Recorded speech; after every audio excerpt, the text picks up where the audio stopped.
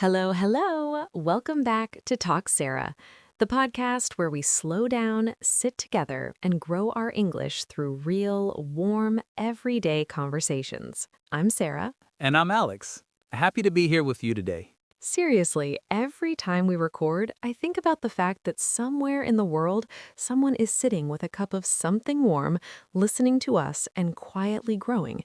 And that just makes my whole week. It really is a beautiful thing. And can I say something quickly before we begin? Always. If you've been listening for a while and you've started to notice things like, oh, I understood that sentence faster than before, please don't brush that off. That is growth. That is real. Yes, it might feel small, but those small moments, they pile up quietly into something big. Language lives in your ear before it lives in your mouth, so listening is never a wasted time. Never. And on that note, today's topic came straight from real life because, Alex, I saw your face when you came in today. Uh-oh. You looked like someone who had made a promise to themselves last night and then completely ignored it. Okay, wow. Is it that obvious? It is. Tell me everything. All right, fine. Last night, I said very calmly and maturely, I'm going to put my phone down at 10 and go to sleep. Reasonable. Very reasonable, very adult. And then I spent 45 minutes watching a documentary about the history of vending machines in Japan. Vending machines. Not even the food, just the machines themselves, the history of them, at 11:30 at night. And were you learning something important? Not even slightly. That is the most honest thing you've said all week. My only defense is that the narrator had a very soothing voice. That is not a defense. That is a confession. I know. And this is exactly why we're talking about healthy habits today, not in a here's your perfect 10-step morning routine kind of way, Please, no. but in a real, honest, slightly messy kind of way, because healthy habits are not just about discipline, they're about understanding yourself. Yes, and sometimes that understanding starts with watching vending machine documentaries at midnight and asking, why am I like this? Exactly. So if you're a B1 or B2 level English learner, this episode was made for you. We'll talk naturally, tell real stories, and later we'll do our word tour, where we break down some really useful vocabulary from today's conversation. And please don't stress about catching every single word. Just stay with us. Let the conversation flow over you. Trust the process. Trust the process. Okay, let's begin with something I think most people already feel but rarely say out loud. Most of us already know what a healthy habit looks like. That's the uncomfortable part, isn't it? It really is. Nobody needs to be told that sleeping enough matters, or that moving your body matters, or that sitting glued to a screen for 6 hours is probably not ideal. We know these things. We've known them for years. So the question is never really, what should I do? The question is always, why can't I make myself do it?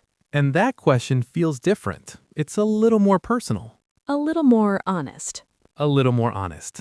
I think for a long time, I treated healthy habits like a to-do list, like something I could just check off. Okay, I walked today. Done. And how did that feel? It felt efficient, but also weirdly hollow. Like I was going through motions without actually caring about why. Right, because a habit that lives on a to-do list is always fragile. One busy day and it disappears. But a habit that means something to you, one that's tied to how you want to feel or who you want to be, that's harder to abandon. Yes, and that's the word I want to use here. Consistent. Consistent, doing something regularly over time, not just once in a while. Right. Consistency is what separates a decision from habit, and you can't be consistent with something you haven't actually connected to your life. So it's less about willpower and more about meaning. Exactly. Why does this habit matter to me? Not to a fitness influencer, not to my parents, to me specifically. That question changes everything. It does, and it also explains why the next big challenge isn't information, it's the world around you. Oh yes, your environment. This one hit me hard when I finally understood it. Tell me. Okay, I used to wonder why I never drank enough water during the day. I kept saying, I'll remember to drink more water. Every day. Same plan, same result. Let me guess, 0 glasses. Approximately 1, maybe. And then one day I just put a full glass on my desk, right next to my keyboard, and I started drinking it without even thinking. Because it was there. Because it was there. I didn't change my willpower, I changed my setup. That's such a good example because we talk about self-control like it's a muscle you build, but sometimes it's just about removing the friction between you and the good choice. Or adding friction to the bad one. I once put my phone charger in the other room at night, far away from my bed. And I slept better, immediately, because the barrier between me and doom scrolling was now cold floor and 12 steps. And 12 cold steps at 11 p.m. is a very effective barrier. It truly is. This is what people mean when they talk about setting up your environment to work for you. Your kitchen, your bedroom, your desk, these places quietly tell you what to do all day, whether you realize it or not. Yeah, if the unhealthy snack is right there at eye level in the cupboard, you're going to eat it. Not because you're weak, because you're human. And humans take the easy path. That's not a flaw, that's just how we're built. So instead of blaming yourself for choosing the easy path, maybe design the easy path to lead somewhere better. Yes, and there's another layer to this that I think gets ignored a lot. The emotional side. The emotional side. A lot of unhealthy habits aren't about laziness or carelessness, they're about trying to feel okay. That one lands differently when you say it out loud. Doesn't it? Because late night snacking, scrolling for an hour before bed, skipping a workout to watch television, often those aren't about not caring, they're about needing comfort. I had a period last year when I was really stressed with work, and I started drinking too much coffee. Like, way too much coffee. 4-5 cups a day. Oh no. And I knew it was affecting my sleep, I knew I was anxious, I knew the coffee was making it worse, and I still made cup number 5 at 3 in the afternoon. Because it felt like a reward. Exactly. It was the one small thing I was giving myself in a day that felt overwhelming. I've been at the screen for 4 hours. I deserve coffee, even though it was making everything harder. And if someone had just said, cut the coffee, without understanding that, it wouldn't have worked. Not even a little, because the real problem wasn't the caffeine, it was the feeling underneath it. So the question isn't just, how do I stop? It's, what is this habit actually doing for me? And is there something healthier that could do the same thing? Yes, a short walk, a 5-minute break, a cup of tea instead, something that still gives you that breathing space. Because you're not trying to become a robot who never needs rest or pleasure. Exactly. You're human. You're allowed to need comfort. The question is just whether the comfort you choose is also costing you something. That's a really kind way of putting it. I mean it though. People are very hard on themselves about habits, and sometimes that harshness is part of the problem. Can we talk about this because I think it trips up so many people? The all or nothing thing. Yes, where you decide to overhaul your entire life on a Sunday evening. Oh, we've all done this. Beautiful on paper. And then Monday arrives and one thing goes wrong and suddenly the whole plan is canceled and you've decided you're not a healthy person. Yes, I missed my morning walk so the whole day is ruined. I had biscuits at 11, so I might as well eat whatever I want until January. That spiral is so real. And it's so counterproductive because the goal was never perfect, the goal was better. And better is available even on bad days, even on messy days, even on days where everything went sideways. 1 glass of water is still 1 glass of water. One deep breath before you reply to that message is still one deep breath. It counts. These things count. And this is where the word progress comes in, not perfection. Right. Progress is incremental. It moves in small steps. It doesn't require you to be flawless. And honestly, the people who build the most sustainable habits are rarely the ones who start with the biggest plans. They're the ones who start with the smallest promises. And actually keep them. Because a tiny promise you keep is worth 20 grand promises you break.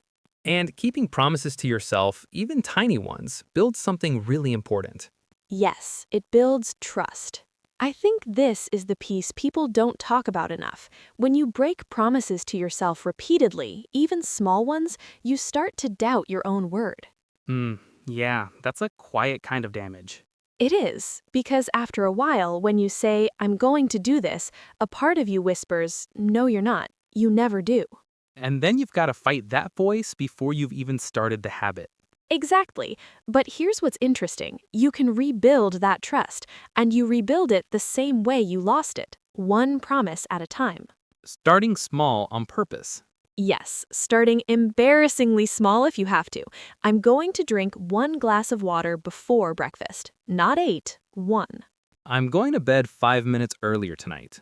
I'm going to take 1 deep breath before I open my emails. I'm going to take 1 deep breath before I open my emails. Things that are so small they almost feel silly to say out loud.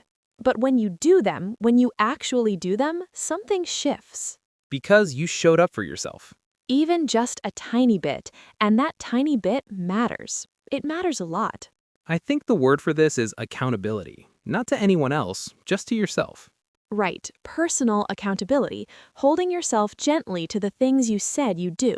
And gently is the important word there, because accountability without compassion just becomes another form of self-punishment.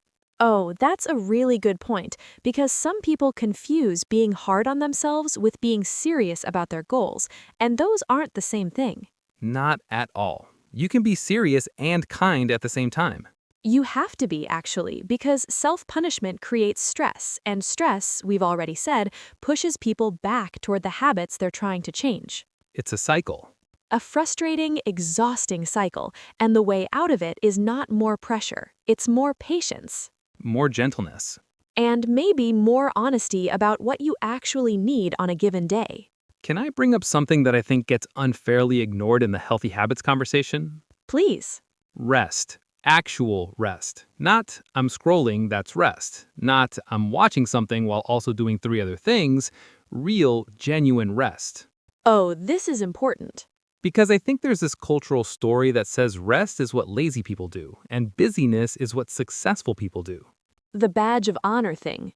Yes, I'm so busy, said with pride, like being exhausted is a sign that you're doing well. I fell into that for years. I genuinely believed that if I wasn't constantly doing something productive, I was wasting time. And how did that feel? Terrible. Honestly, terrible. I was tired all the time, I wasn't enjoying anything I was working towards, and I was snappy with the people I loved. Because you were running on empty. Right, and the cruel irony is that resting would have made me more productive, not less. Because a rested brain works better. A rested body heals better. A rested heart is more patient. Yes, rest isn't the opposite of healthy habits. Rest is a healthy habit. One of the most important ones. And this doesn't mean doing nothing. It means doing something that genuinely restores you, that replenishes your energy. For me, that's a slow walk with no destination. No podcast, no music, just walking. For me, it's cooking something from scratch. There's something about the focus it requires that switches off everything else. It's almost meditative. Very much so.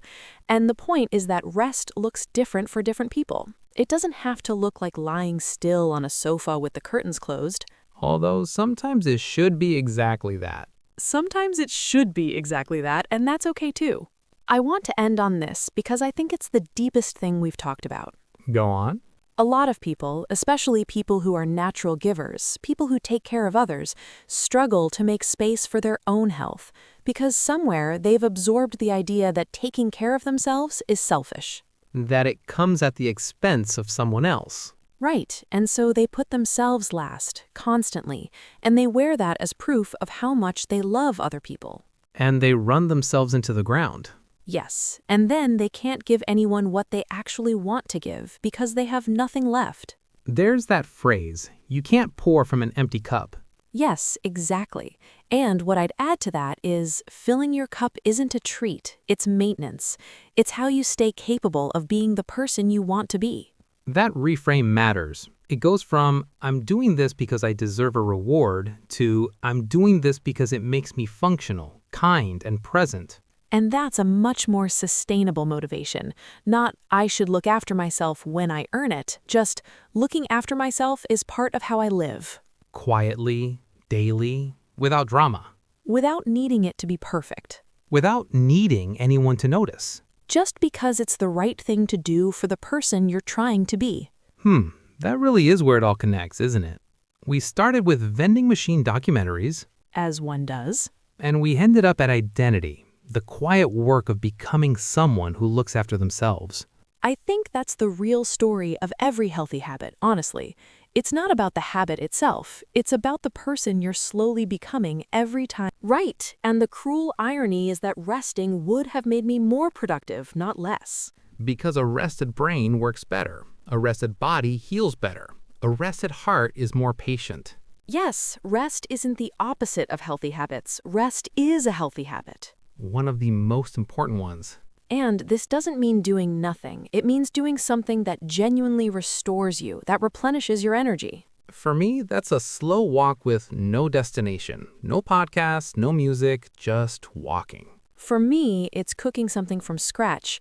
There's something about the focus it requires that switches off everything else. It's almost meditative. Very much so. And the point is that rest looks different for different people. It doesn't have to look like lying still on a sofa with the curtains closed. Although sometimes it should be exactly that. Sometimes it should be exactly that, and that's okay too. I want to end on this because I think it's the deepest thing we've talked about. Go on. A lot of people, especially people who are natural givers, people who take care of others, struggle to make space for their own health because somewhere they've absorbed the idea that taking care of themselves is selfish. That it comes at the expense of someone else. Right, and so they put themselves last, constantly, and they wear that as proof of how much they love other people. And they run themselves into the ground. Yes, and then they can't give anyone what they actually want to give because they have nothing left. There's that phrase, you can't pour from an empty cup. Yes, exactly. And what I'd add to that is filling your cup isn't a treat, it's maintenance. It's how you stay capable of being the person you want to be. That reframe matters. It goes from, I'm doing this because I deserve a reward, to, I'm doing this because it makes me functional, kind, and present. And that's a much more sustainable motivation. Not, I should look after myself when I earn it, just looking after myself is part of how I live. Quietly, daily, without drama. Without needing it to be perfect. Without needing anyone to notice. Just because it's the right thing to do for the person you're trying to be.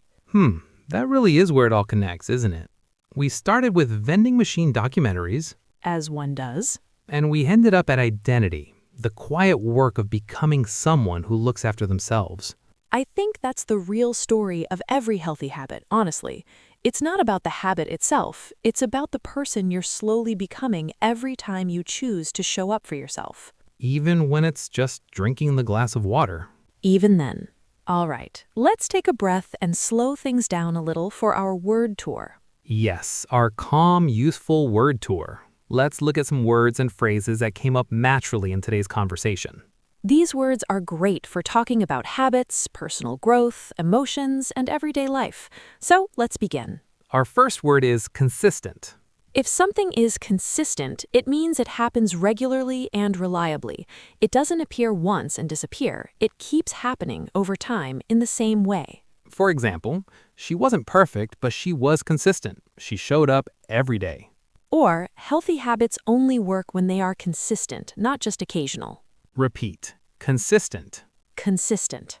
Next word, friction. In physics, friction is a force that slows things down. But in everyday life, we use it to mean anything that makes something harder to do. For example, putting the phone in the other room adds friction to late-night scrolling. Or remove the friction between you and the good habit and it becomes easier to start. Repeat. Friction. Friction. The next word is incremental. If something is incremental, it grows or changes in small steps, one at a time, not suddenly or dramatically. Don't wait for a big transformation. Progress is always incremental. Or, she made incremental changes to her routine and eventually they added up to something significant. Repeat. Incremental. Incremental. Now, let's look at a really vivid phrasal expression, to run on empty.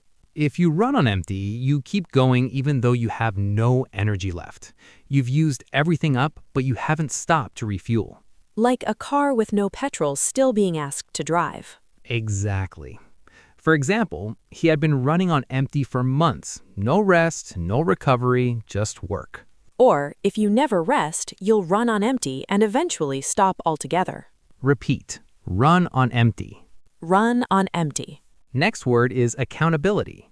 Accountability means taking responsibility for your own actions and choices. When you are accountable, you own what you do, the successes and the failures. For example, building healthy habits requires personal accountability. No one else can do it for you.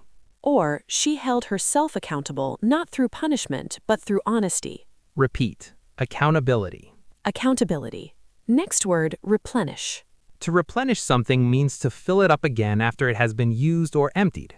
To replenish means to fill it up again after it has been used or emptied. For example, rest replenishes your energy so you can keep going the next day. Or she spent the weekend doing things that replenished her. Walking, reading, cooking. Repeat. Replenish. Replenish. We have one more word. Sustainable. If something is sustainable, you can keep doing it for a long time. It fits your real life, your energy, your schedule, your needs. For example, the best routine is the one you can actually sustain, not the most impressive one. Or, start small. A sustainable habit beats a dramatic plan that lasts 3 days. Repeat. Sustainable. Sustainable. And we have to include the idiom we used, you can't pour from an empty cup. This means that if you've given everything you have and you're exhausted, you have nothing left to give others. You have to take care of yourself first, not out of selfishness, but so you have something to offer. For example, she kept saying yes to everyone and forgetting herself, but you can't pour from an empty cup. Or, rest isn't selfish. You can't pour from an empty cup. Repeat. You can't pour from an empty cup. You can't pour from an empty cup. And those are our word tour words and phrases from today. Beautiful ones, really. And notice, like always, these aren't just health words. Consistent, accountability, replenish, sustainable. You can use these everywhere. In your work life, your relationships, your studies. Try picking one and writing a sentence of your own today, or say it out loud in a conversation. And if you'd like to share your sentence with us, the comments are always open. Before we go, one small question to take with you today. What is one thing you've been meaning to do for yourself? Something small, something kind, that you've kept putting off? Not a life overhaul, just one small thing. Maybe that's the habit that begins today. Take care of your English. And take care of yourself.